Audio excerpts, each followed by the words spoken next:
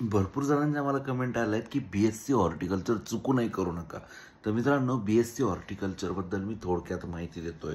ते जे बोलताय तेही चुकीचं नाही असं म्हणायला हरकत नाही.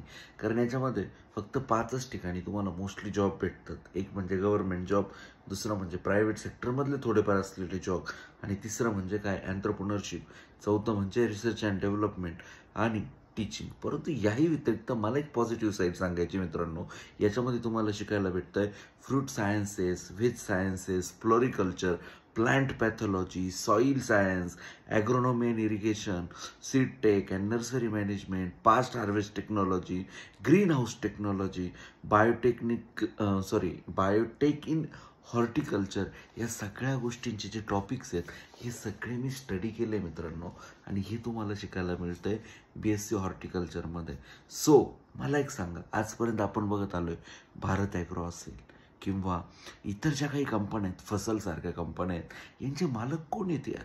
यांचे सगळ्यांचे मालक आहे ना, हे शेतकरी पोर नाही आहेत, हे बाहेरचे मोठे उद्योजक आहेत. आत्ताच मी एक पॉडकास्ट बघितला, आता जवळपास सकाळचे 3 वाजलेत.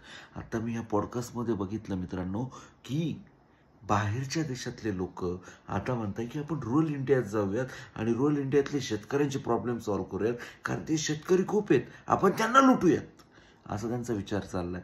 पण आमच्या शेतकऱ्यांचे पोरं लुटण्यासारखे नाही आहेत. आमच्या शेतकऱ्यांचे पोरं हे छत्रपती शिवाजी महाराजांच्या विचारांवरती चालणार आहेत. सो त्याच्यामुळे विद्यार्थी मित्रांनो, या सुवर्ण संधी सोडू नका and let start doing entrepreneurship. एंटरप्रेन्योरशिपमध्ये कुठेही काही अडचण आली ना, फक्त एक कॉल करा, मी तुम्हाला नक्की मदत करेन. धन्यवाद.